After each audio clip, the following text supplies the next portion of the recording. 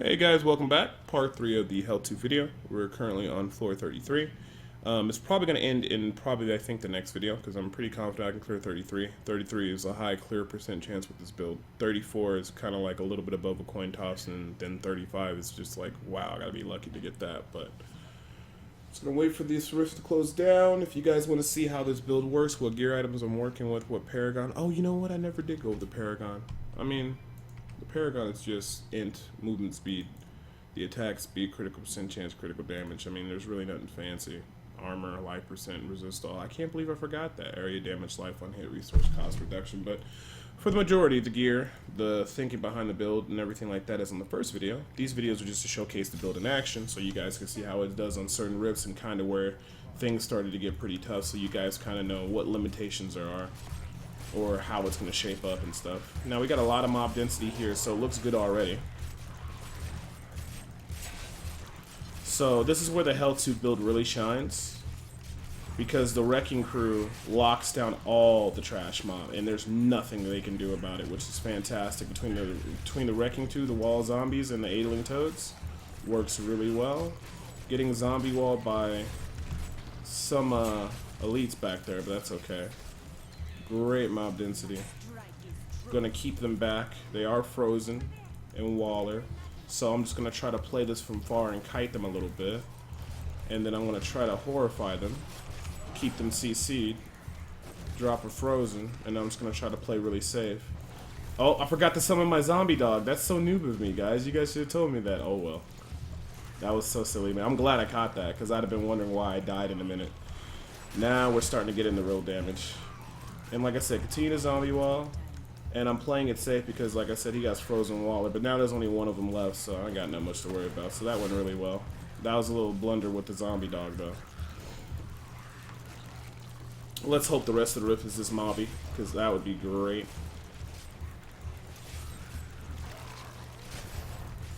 I hope it is. It looks like it is.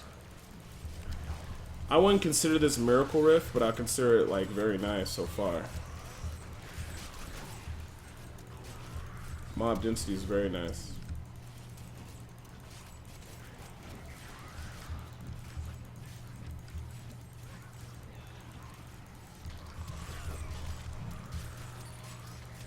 Yep, this is what we call easy street, guys.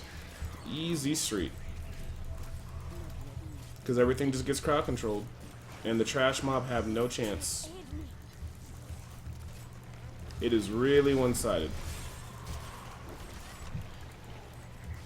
But to be fair, I think any build going through this section would be okay with this trash mob. It's like not like this trash mob's difficult, but it does make things a lot easier. Okay, we got a frozen target, and I think he has Waller too, so we're just gonna sit back and chill. Hopefully our zombie dog gets into battle. He did.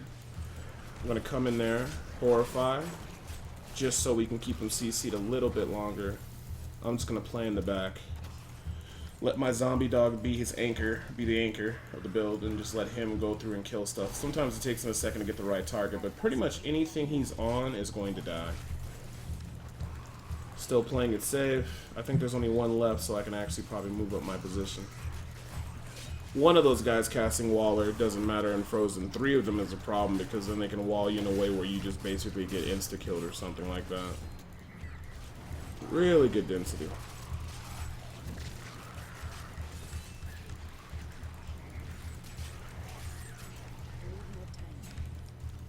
Here we go.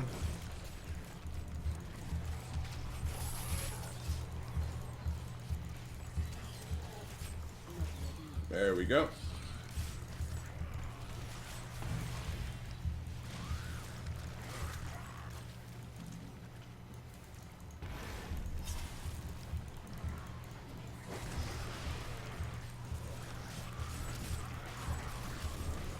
Gonna spirit walk in and horrify. And like I said, ooh, gotta be careful. The main thing is what we want to do here is keep that monster in that room. So I'm just spamming. I'm really focusing on... Uh-oh, I think I died. No, I got it. I really wanted to focus on just basically keeping that monster room, but I actually have to play back. Hopefully I can stay out of jailer range until my potion comes off cooldown. Looks like my zombie dog is still attacking stuff, being the anchor that he is. I'm going to Spirit Walk in, Horrify, heal back up. Now I could be a little bit more aggressive.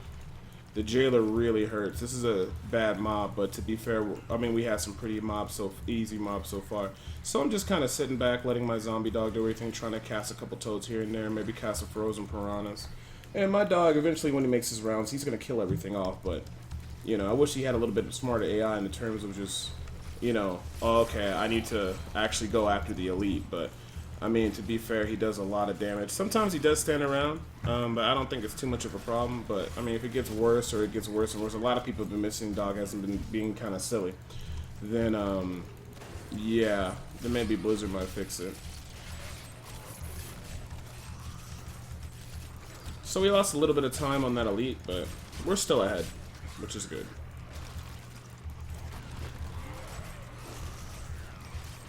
Good mob density.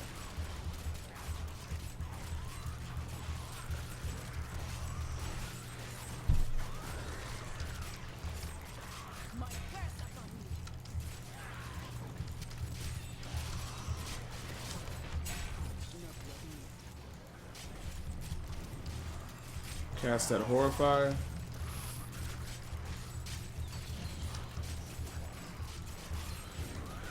The only problem I found with this build is I wish Zombie Wall actually hit more damage. It'd be nice if Zombie Wall can increase damage on targets by 15% who are taunted. That would be pretty nice. Or enemies in the area of Zombie Wall take more damage.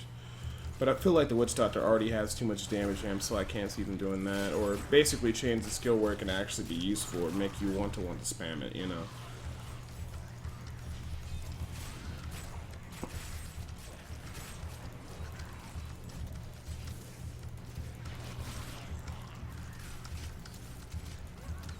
There we go.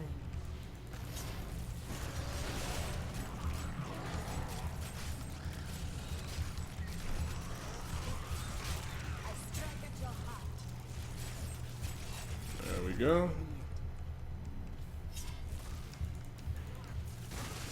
Thunderstorm. This guy shouldn't be too much of a problem.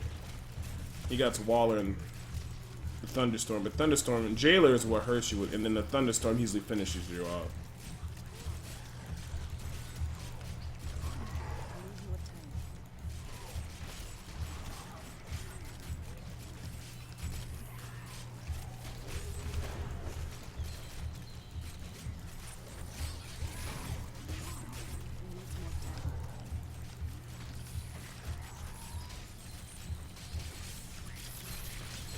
There we go.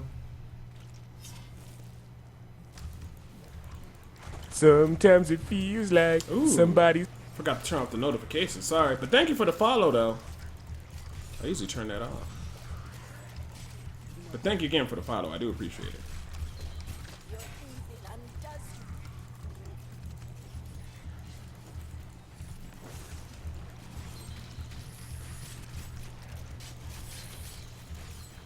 There we go.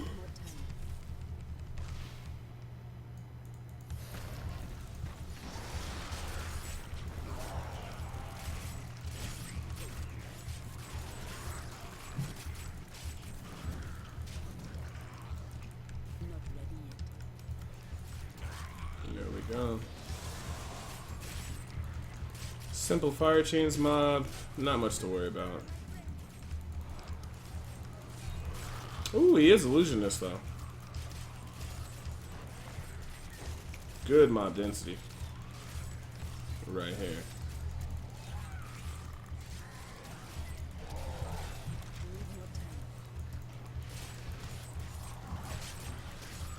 So I mean, there really isn't too much else to the build, other than just, you know, landing your zombie walls and using in the appropriate situation, CCing the targets, timing your horrifies. Definitely does make this build work a lot better. But I mean, especially when you're on trash phases, it's really just drop the zombie wall, frozen piranhas, and then maybe occasionally you might have to horrify if it's like a mallet lord, and then on elites you basically just gonna go in and just block them off from getting to you, and then try to get as many horrifies in to keep them CC'd as much as possible so they can do their abilities. And the zombie dog is pulling this through. Usually if you have about a minute 30 left, you usually can just end up beating the Rift no problem. So we got an elite the other room. Looks like it's frozen, or not looks like it is frozen. So I'm going to save my Horrify. I'm going to try to zombie wall and keep it away from me. But I'm going to Spirit Walk in, Horrify, and run back out. Just so it gets a little more CC'd. Hopefully the zombie dog will get on it soon. He's getting close. He's kind of just sitting there. I think it's because of the pet collision, though. I don't think it's because stupidity in that case. But as the fetishes die, hopefully they can get a nice little spot. And there we go. Now it's going to run out the room. Uh-oh, Horrify. Or not Horrify, Waller. Alright, this guy slowed us down a little bit, but that wasn't too bad. Just falling back, playing safe. There we go.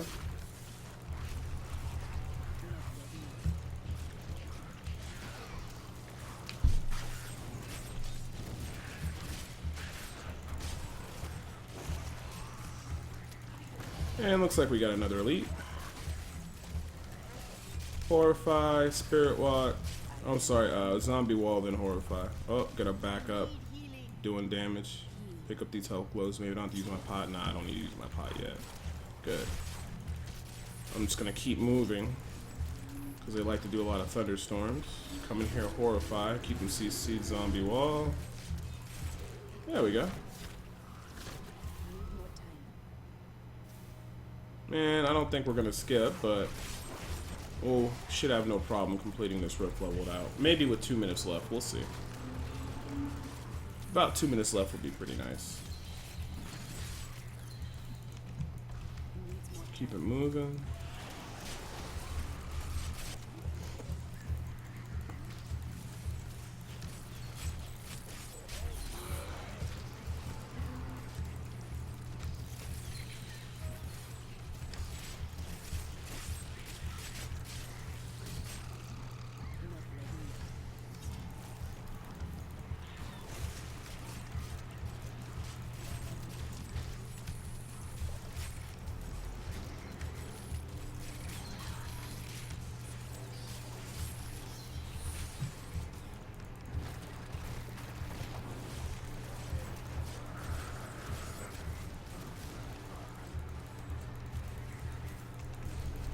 Ooh, do not like mortar.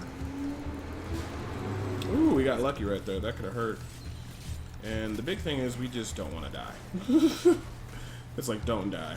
Because if we die, that run back would be absolutely horrible. So, zombie wall.